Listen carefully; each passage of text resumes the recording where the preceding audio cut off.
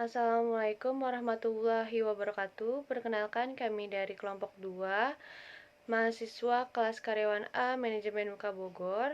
Di sini kami ingin membahas tentang motivasi dan pendekatan sistematis sebagai syarat untuk memenuhi tugas mata kuliah manajemen motivasi yang dibimbing oleh Bapak Dr. Insinyur Amir Tengku Ramli.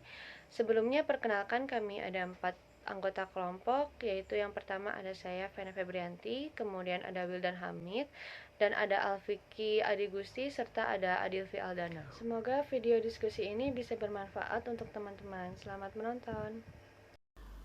Baik, pengertian motivasi. Menurut Hejah Mananusnan, motivasi merupakan proses untuk mencoba mempengaruhi seseorang agar melakukan sesuatu yang kita inginkan.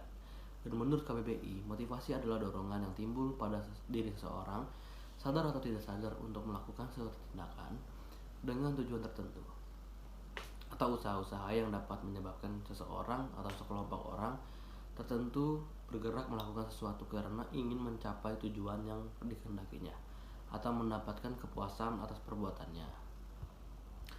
Lalu ada faktor yang mempengaruhi, yaitu ada dua. Yang pertama itu ada faktor intrinsik. Faktor intrinsik merupakan faktor-faktor yang memuaskan dan timbul dari dirinya sendiri, dan indikator dari faktor intrinsik yaitu keinginan untuk berprestasi, untuk maju, dan ingin memiliki kehidupan pribadi. Dan yang kedua itu ada faktor ekstrinsik, yaitu faktor intrinsik merupakan faktor-faktor yang berasal dari luar, dan indikator dari faktor ekstrinsik adalah pekerjaan, status kerja, tempat kerja, keamanan pekerjaan, gaji yang layak, pengakuan dan penghargaan kepercayaan di pekerjaan, dan kepemimpinan yang baik dan adil, dan kebijaksanaan administrasi. Di sini saya akan membahas tentang fungsi motivasi. Fungsi motivasi itu ada 4. Yang pertama, sebagai pendorong untuk berbuat sesuatu dari setiap aktivitas yang dilakukan. Yang kedua, penentu arah perbuatan, yaitu ke arah tujuan yang ingin dicapai.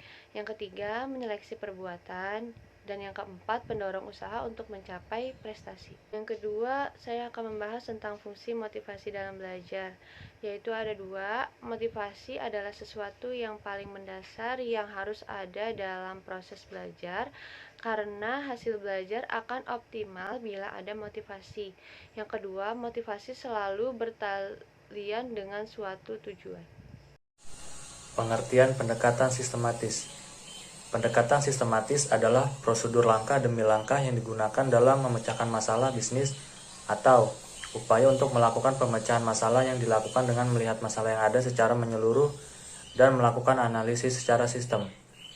Jadi, pendekatan sistematis adalah cara pandang atau cara berpikir menggunakan konsep-konsep sistem tertentu dalam memecahkan suatu masalah. Ini memberikan suatu kerangka untuk menggambarkan faktor lingkungan internal yang digabungkan secara keseluruhan.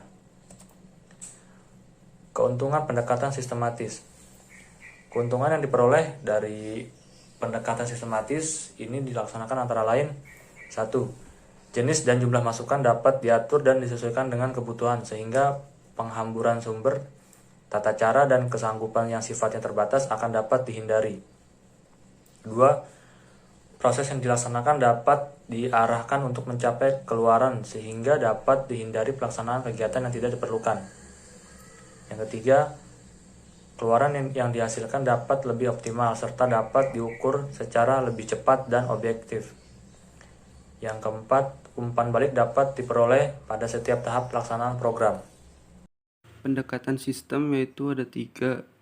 Yang pertama yaitu persiapan. Biasanya seorang manajer yaitu memahami lingkungan perusahaan di mana ia bekerja dan mengidentifikasinya sesuai subsistem dalam perusahaan tersebut. Yang kedua yaitu definisi. Manajer bergerak dari tingkat sistem dengan menganalisis bagian sistem menurut suatu urutan tertentu sesuai alur yang ada di perusahaan ia bekerja. Yang ketiga itu solusi. Manajer berbagi solusi alternatif, yaitu mengevaluasi, memilih yang terbaik, menerapkan dan membuat tindak lanjut untuk memastikan bahwa solusi itu berjalan sebagai mestinya dan dapat mengeluarkan solusi atau permasalahan itu menjadi baik dan menemukan jalan keluar dari permasalahan tersebut. Baik teman-teman, itu adalah hasil diskusi dari kelompok 2. Untuk kurang lebihnya mohon maaf. Semoga bermanfaat untuk teman-teman. Wassalamualaikum warahmatullahi wabarakatuh.